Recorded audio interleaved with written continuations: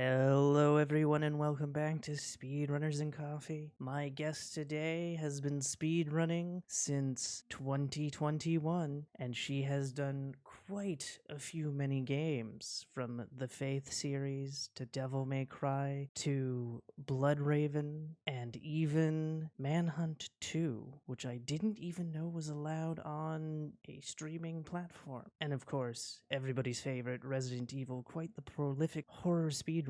It's Vynn. How are you doing today? Hello, Abby. Thanks for having me on. I'm doing very well today. Thank you. How are you? I'm good. Also, apologies to anyone listening. There is a lot of noise outside of my apartment, and I don't know if it's being picked up, so apologies in advance. So, what got you into speedrunning? It was actually another speedrunner who I had met on Twitch, Paintbrush Samurai, really cool dude. I noticed that he was speedrunning and he was having a lot of fun with it, so I picked up one of the games that I used to play when I was much younger, about 15 years ago now. Valis, the Phantasm Soldier, for the Mega Drive system, I believe, so Sega Genesis. That Okay. was the first one that got me into speedrunning, yeah. It was a lot of fun. And what made you decide to pick that game? It was one of the simplest games that I was playing at that time, but all those years ago, and I hadn't played it in so long. I figured, you know what, let's give it a whirl. I had fun and said, but what if we had another layer? What if we speedrun it? I found that there was a page for it about maybe a couple of weeks into just practicing. Had a lot of fun. I even raced Paintbrush as well in the same game because he got into it, and I made an SRC speedrun profile and submitted. Yeah, and so there was a little bit of action on that board as a result, which was it was fun. There was a lot of fun to be had. I think there was even another runner that hopped on after a while too. Nice. Sounds like quite the experience. What kind of game is that, as I've never heard of it before? It's a Japanese game. The series I didn't look too much into, but that game was very fun. It's kind of very action, very simple controls. You jump, you gain abilities for a sword, and you're the last person trying to save the world, I suppose, because some demons had attacked. And action platforming, maybe would Okay. be the best way to describe it. It's a pretty fun game. It's quite simple in its controls and mechanics. I'd recommend it for anyone to kind of, if they're even considering speedrunning. It's a good game to start with, maybe. Nice. Did you have any initial goals for the run? No, the goals were just to mainly have fun, see how things kind of came together, if I felt like I was enjoying it, and I did, so I stuck with it. I think there's not many runners for the board, but ultimately I think I was second or third for a while, up until another runner came along. But it was a fun game, and overall it felt quite nice, natural, I suppose. So I stayed with it, just with different games, obviously. Nice. How do you decide on a game to run? That's kind of a mixture between nostalgia and will I maybe enjoy it. I'll kind of give some things a twirl for a little bit, see if it fits well or I mesh with it. And from there, I kind of see, maybe I'll stick with it. And then for other games, there's also technical issues. I did want to pick up the Ninja Theory's Devil May Cry reboot, for example. Technicalities meant that for some reason the game was just eating up 100% of my GPU, so I couldn't risk burning out my graphics card just to try and learn a game. So that's also another thing. But if it's kind of something that's been with me for a while, I'm probably gonna lean towards it. Okay. Yeah, and then typically if there's any new games that I think I will get into quite a bit, eventually I might consider running that too. Nice. Have you considered going the console route for DMC Devil May Cry? I wanted to ages ago. I got a capture card, and it's a Japanese one that it was expressed by many American speedrunners to be probably the best one that they've ever used. I used it once, and it never worked again after an update to my OS, my operating system. And I'm in the process still of trying to get console up and working with something. So maybe in the future. What was that capture card? I can't remember because it was in Japanese. I don't know the name of it anymore. This is going back a little bit now. Oh, okay. I don't know, like a V tier, something USB 2. I'm not sure, but it came in a pretty. It was It was a hefty box, actually. Can't Oh, describe it though, unfortunately. There's not much to the box though in general. okay, because I use an Elgato HD60, which is an internal graphics card, and it works great for most of my stuff. And if you wanted more of a external capture card, Elgato's pretty good in my opinion. I understand that sometimes there's a bit of issues, but I haven't had anything too major, so that might be something to potentially look into. I also hear a lot of good things about Avermedia and their capture cards. I don't know Ah, how okay. hard they'd be to get a hold of, but those are the two that I constantly hear about. Yeah, like I can always have a rummage as well, just in physical shops too, as well as online. Because I've seen a fair few people use Elgato, so I'll have a look into that or the other. Thanks for the suggestion, actually. Kind of needed them. No I'll have a look into those worries. tonight. Yeah, thank you. Is there a game that you love but would never run? It might have to be Devil May Cry 3. Due to a mixture of I love the game, but the speedrun is just Royal Guard everything.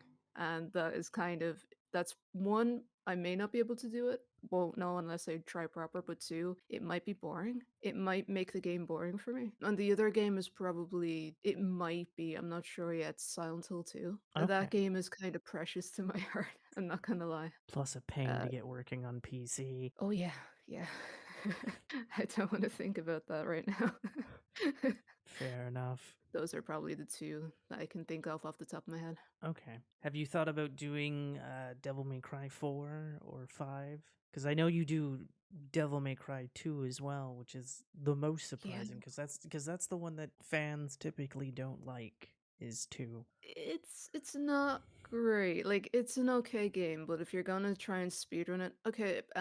So the backstory in that one was because I have a buddy called Sapphire Crescent, pre-chill dude as well. He's another good speedrunner. Has done Devil May Cry stuff as well. Wanted to do Devil May Cry 2 as well. And it's like, you know what? I'll learn it. You learn it. Maybe we'll race. Oh, it turned out I was the only one to learn and actually do it because he was so annoyed with it after a while. I just followed through with it. It's just unfortunately a very boring run. That's but I I have to revisit it as well actually. Yeah. I'd be interested in maybe seeing about Devil May Cry 4 for example. The only issue is like with the Trish and Lady side like missions that you can do on Devil May Cry 4 with them, they don't work very well. It lags a lot or something and stutters quite a bit, even if you're just trying to run. So there's some weird stuff going on with the game in that one. But maybe Devil May Cry 4. Devil May Cry 5, I do tweak a lot with that. I use the trainer a lot with that. I'm not gonna lie, it's because the game is so much fun. And you can have some friends and join in with you with that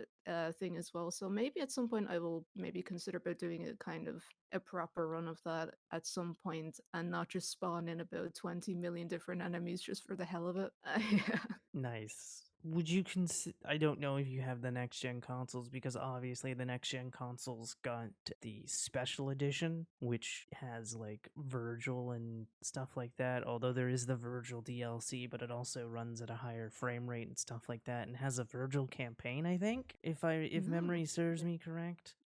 Yeah, there's Because the virtual DLC on the PC version. I don't have any of the newer consoles. I think the last console I ever got was the PlayStation 3 because it's okay, I kind of was looking at everything and it's like it's gonna be on PC anyway. Maybe I should just invest in a pretty good PC, leave it at that, see how the market changes and whatnot. If I ever need to upgrade, and yeah, I kind of stuck then with that. okay. Yeah, it was just really weird that the special edition of Devil May Cry 5 was console exclusive, and even like 3 years in, it's still console exclusive because all PC got was the ability to play as Virgil, but like PC's got like or consoles got an extra mode, something different about Virgil, and it was just like, huh, all right, I guess. That's interesting. I'm not sure. I do have the Virgil DLC. I still have to finish the game with as Virgil actually. But yeah, even the DMC like Ninja Theory's Devil May Cry reboot, there was the special edition or something for that as well, and that's only on console too, I think. Because I tried searching for it, but it's like no console only. It's like God dang it! I really wished that it was on PC to see if it was more stable. But yeah, it's kind of strange that they're just exclusives. I don't know. Maybe it might change in the future at some point. I hope it does. But yeah, Mm-hmm. for now, it's an Yeah, unfortunate thing. because I guess the definitive edition was Xbox One and PS4 exclusive. Again, Capcom does these weird things sometimes, and it's just like, okay. Maybe at some point they'll consider making more money and port them over to PC. Yeah. Was I there don't a know. I'd be up game? sorry. That's okay. Was there a game that you regret running, or a game you wish you had continued to learn? Game I wish I continued to learn or okay, this is probably gonna sound really strange, but in a sense, I regret it and I don't regret it. Silent Hill 3. Okay. And the reason why I say that is because I used to get I don't know, it hits a very primal section of my brain where I would get panic attacks when I was playing Silent Hill 3, and I don't know why. So it wound up, you know what, I'll just maybe speedrun it and see if that will kind of help me with things like with that in that regard. Get over kind of having panic attacks and whatnot. No, not for a very long time. And there was actually one stream where I considered just stopping entirely because of having a panic attack. It's like this is fucking weird. And I got over it, I suppose, basically, and just I cannonballed through it. But at the same time, then I'm also not regretting it because it's like, hey, I got through it, and right now it's just like, God dang it, can I just kill Leonard already? Ah, the um, classic Leonard. yeah, because he's a nightmare. Trying to get a good time. You're on a good roll, and then Leonard is just there to cut it in half. Yeah. Because he's So just like, it's I'm gonna swim. yeah, constantly swimming over and over again. But ultimately, it's kind of I don't have any games that I regret playing or anything, or trying like running, but definitely just ones that are kind of like it took a bit of trying to get through to the end, I suppose, in that regard. Because I didn't expect to have that kind of issue, but yeah, yeah. I'm over it now, though. Thankfully, I fought through it enough that it's just a mild annoyance more than it's actually giving me any kind of like panic attacks. Well, that's good. I was going to ask if it was similar if you like watched the game, but it seems like Uh, you just got over it and powered through. yeah, like sometimes if I'd watch it, I don't know what it is that it hits in particular. Maybe because it's more, I don't know, it's more bombastic and like a psychedelic, attacking you in a psychedelic way. It's far different than Sonal 2. And I don't know what it does, but it just struck that chord. Thankfully, it just doesn't do that anymore. Yeah. Nice. Is there a game you're looking forward to running? Well, that was DMC reboot, but my hopes and dreams have been shot down. I was considering maybe doing No More Heroes or No More Heroes 2. Okay. Maybe the second one. I'm not sure about it just yet. I was gonna give it a go, see how it works, how it feels, and then afterwards go from there. Otherwise, I'm not sure actually. I'm kind of searching for new games to try and run. I'm not sure about Fear and Hunger 2 Terminal. I was maybe considering it, but I may not go through it at all. I'll have to see. Okay. So yeah, yeah. It's up in the Nice. air at the moment. What is your opinion on IGT versus RTA? I prefer IGT because at that point you're kind of basing everything on player skill. And RTA, I mean, you're also working against hardware. You know, how good is your PC? How good is someone else's PC? That kind of thing. You can, and then your software. You're gonna be measuring all these invisible kind of enemies in RTA against someone else. You may never be able to compete against someone else in on a level field. So because of that, I prefer IGT because then it's taking those kind of factors into consideration as close as possible, and as a result, then I would be much more in line with using IGT. It's more fair for everyone. Yes, that's a very fair point, is that it is kind of making it a leveling or a level playing field, because it doesn't matter if you're running on a PS2 or a PC or on an Xbox 360. It's like the game doesn't care, because even if a load time takes 5 minutes, timer's not going. Granted, Yeah, I would hope that a exactly. load time doesn't take 5 minutes. Uh, I would hope against that as well, because oh god, that'd be a Yes. nightmare. God, imagine doing a run and it's just consistently like 25-minute waits just for the loading. Oh god. But yeah, it will like RTA is kind of putting people with maybe not as great hardware at a disadvantage compared to people who have better hardware. So Yes. in-game timer is definitely the favorite. What do you do to not burn yourself out of speedrunning? Well, in between kind of speedrunning, I do try to take some breaks. I try not to take too long a break, but in between that, I will just. I'm very interested in mythology and religion is just topics of research and just generally looking like reading. So I kind of do that stuff in between, as well as just playing games casually and maybe painting or whatnot. I do have I mix up hobbies.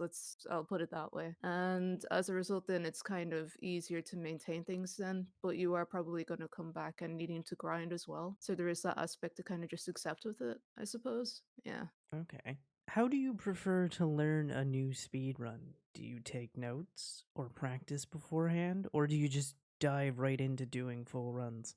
It's kind of a mixture. With some games, I will just go in completely without any knowledge on how to do a run, but I'll see how I can manage things mechanically and just, like, with optimization first. And then I might revert back and then say, all right, I'm going to look at someone's run or look up some kind of guide for specific sections in the game where I'm having the most trouble with. If those don't exist, then I'll practice them by myself. Or if I'm having considerable issues, then I will look at another person's run and then with other runs, it's kind of like I'll work maybe with this run and then see how it goes, and then kind of do my own run, see what if I can tweak anything with it, and then as a result, just let the ball roll from there. But ultimately, those would be the two paths that I kind of I go back and forth a bit. I'll put it that way. I do like to go back and forth between those two a lot. I like to see what you can kind of conjure up first before looking at someone else's run. Okay, that is very fair. Given that this show is called Speedrunners and Coffee, what is your favorite coffee? Uh, I'm gonna be a boring person here and say cappuccino probably, but I do sometimes like to have a cappuccino with maybe caramel if I'm ever having coffee. Otherwise, it's probably a plain black coffee or plain white. Okay. Yeah. I've never heard of plain white. Like like a white coffee, just no cream or like no sugar or anything in it, so just a regular white coffee that or just plain black. And I Okay. usually drink instant because I am a filthy heathen. So I wouldn't say yeah. that's heathenistic for coffee. Hey, some Granted, people I really like to go into it, and yeah, there's nothing wrong with that. It tastes delicious when you go all in, but I say filthy heathen because I'm choosing actively to ignore that. that's fair. To be fair, I don't do anything fancy myself, and I'm probably more heathenistic than you when it comes to coffee because as listeners of the show are very much well aware at this point, they're probably like, "Oh god, she's going into the thing now." My What's the favorite thing? coffee is a Coke coffee, which is a can of Coke that has coffee in it. So it's a 355 milliliter can, and it's coffee and Coke mixed together. And there's at least two flavors that I have access to, which is dark roast and vanilla. And they're somewhat expensive where you go, they're like $4 usually is what I see. Though if you go to a Walmart, they're $2.50. But I never go to Walmart, so it's like, oh, okay then. But yes, that's the thing is Coke coffees. The thing is, I have heard of that, and I do believe it was Metroid Crime who had mentioned it, and I was like, they make those? It doesn't seem appealing at first, but I'd be very willing to try it just to see what it's like. And I mean, you enjoy it. Metroid, I believe, enjoys it too. So yeah, why not give it a go at that stage? Haven't seen it before in any shops here. Maybe they don't sell it where I live yet, or it's just kind of a hidden away secret. People are just kind of keeping them away from the general public. Yet has yet to be ascertained, but nevertheless, if it is here, I'll be searching that out and just trying it because it doesn't sound that bad to me. Because people will so there's that other trend online, there is the hot chocolate and cheese Yes, thing. I've heard of this, and I'm like, wait, hot Yeah. chocolate and cheese? What? This seems Yeah, a like bit bizarre. some people like the saltiness of the cheese mixed with the sweetness of the hot chocolate, and it's not something I would have, but I'm kind of thinking of it on that level as well. Like, hey, it's not for me, but cool. But then Coke with coffee, yeah, I'll try it. I'll Yeah, I try it. know that Yeah. the states have Coke Zero in coffee. I haven't found that in Canada, but it's just and it's also like half the calories of a can of Coke as well. So instead of 140 calories, if you're, a calorie counter, it's only 70. So it's like, hey, I'm also getting half the calories for the same amount. Granted, I don't know how much, and it's also like less than half the sugar too, because it's only 20 grams of sugar instead of the 54 to 55. I think it's 55. I Yeah. think. It's kind of surprising. I'm not sure if it's true. I have to look it up again. Apparently 7 Up or maybe Sprite has more sugar than Coke. I would have to And look that is that up wild. That is because I wild to me, if that is true. because I don't recall how much is in a Sprite. I'm going completely off topic, sorry. It's okay. It's fine. But yeah, It's fine. totally would be up for trying a Coke and coffee. If we're getting just down to that, yeah, would be totally up for it. Yeah. Again, I don't know if it's in Europe. It's kind of well hidden in Canada because I only find it at one store in particular, and it's called Shoppers Drug Mart. Or in Quebec, it's called Pharmaprix. Or I think I said that wrong. For some reason, Quebec has to call it a different name. That's the French for you. But yeah, I like them a lot. I just wish they weren't so expensive because again, if I go to a Shoppers, it's $4 a can, and it's like, oh my gosh. Yeah. Shout outs to Zokubun for getting me into these. 'Cause she's the one that pointed them out to me. So shout outs to her. Hey, you have a new favorite drink now, or a drink that you genuinely do enjoy. So yeah, Yeah. I have no idea if you're, well, hopefully it is because I want to try it. But yeah, It's really I recommend the dark roast one more than the vanilla. There's nothing wrong with the vanilla, but the vanilla kind of tastes like a vanilla Coke, whereas the dark uh, roast you can kind of taste coffee in there. So if you're looking for the coffee taste, I recommend the dark roast. yeah.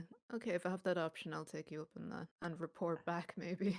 All right, I look forward to the report. Getting back to video game related part of the podcast. If you could create a game from an entirely different genre and add it to your favorite series, what genre of game would you add? Genre. Ooh. Uh, that is very difficult because I'm not sure I really have anything that I would like to add because there's hack and slash horror games. There's gothic adventure kind of games as well. I'm not sure. I don't know if I have the answer to it really. I suppose in the perfect world, I would have a video game that is like Oddworld Abe's Odyssey, but kind of in the style of, first person. So, like a Skyrim kind of adventure. You're just looking around and stuff, but something like that, but set in the Oddworld realm. Okay, Something mixing those two, maybe, just because I'd be curious on how it will go. okay, And that's that's quite the mashup. yeah, that's very interesting. I think that's a very plausible answer because I could see something like that actually happening at some point. I've never played the series, but it seems like it would be kind of up its alley eventually if they wanted to go that route. They're not gonna go that route. I would Fair love enough. for it to though. Yeah. What games are you currently playing? Currently playing, well, aforementioned Fear and Hunger 2 Termina. I have been trying mainly because I've been having a lot of bugs with it, like issues, and I'm trying to figure out what might be causing it. And for other games, then I was gonna actually boot up Hitman again, just casually speaking. But besides that, I'm trying to think. Sorry, my brain's just, it's Monday, so the brain's kind of turning off right now. Oh no. I suppose I have been playing No More Heroes 2, but on bitter mode, so the hardest difficulty. Okay. I've been doing that a little on and off stream, just a little bit, but just, for the fun of it. I'm not doing not running bitter mode because I've gone from sweet, which is the most easiest one, into bitter, just because I want to see how punishing it might be. Admittedly, it is kind of punishing, but No More Heroes 2 is pretty good. It's a good game, and it's just kind of battling bitter right now. I'm wondering how the last boss is going to be like, how it's going to play out, because that is the most annoying one.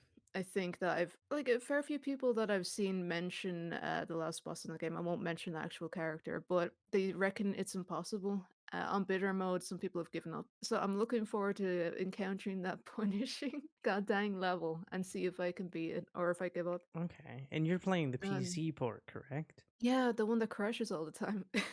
Yeah, I was gonna say, how is that? Because I know that a lot of people were like, yeah, don't get it on PC, go get it on Switch. It's not the best port. I typically find it crashes around what is it? There's the astronaut one boss that you got to go through. I forget his Mm-hmm. name, but around there it usually crashes quite consistently. So Okay. hopefully that won't be the case, particularly after winning and before saving, because that has happened. There are areas where it's just like, oh, finally got I've breezed through that, but oh, it's crashed. Oh, So yeah, hopefully not, we're gonna not have that. And otherwise, then I've just been playing Faith because we have a LRT and I've been testing it out. Yeah. So that's been pretty fun as well. To be in a nice. more speedrun note, yeah, that one's been fun. Nice. Speaking of speedrunning, what advice would you give or have given to your past self with your first speedrun, knowing what you know now? Avoid hesitations. I suppose would be the biggest one because the biggest hurdle is like I have an issue where if I can't get things going off the bat, or like you're just not good at the game at first, to just say, hey, it's fine, you can try again. And if you generally, it's like, hey, you get very attached to runs as well. That's a very easy thing to do as well. Still trying to break out of that, but it is a thing where if it's a losing battle, just it's okay to quit and start again. You don't have to be that attached to a run. So don't like avoiding hesitations is in getting into speedrunning. So like just doing it, because I noticed that was a thing in myself quite years ago. I was afraid to pick up speedrunning initially, and then when I started doing it, it was a blast. It was a lot of fun, and I'm very thankful that I just pushed through the hesitation initially, and then just currently trying to work still. Don't get too attached to runs because we're going to be going through hundreds of those anyway. It's okay. Nice.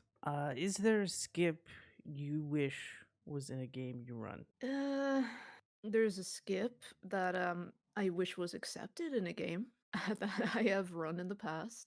So you can in Vampire the Masquerade Bloodlines, there is a console command you can use to name your character with. And so if you do that, you start the game and you've instantly won the game. So you would genuinely have a 0.01 second run in that game if it was allowed. And for memes, I did post my run of it like that, and it got rejected. But I tried. I mean, I can see And why, because if it's like, hey, doing this, I insta win, it's kind of like, yeah, I don't see that being yeah, an acceptable thing. yeah, I'm only kidding though. And in actuality, it's I wish at least in DMC, the Ninja Theory reboot, you can go out of bounds.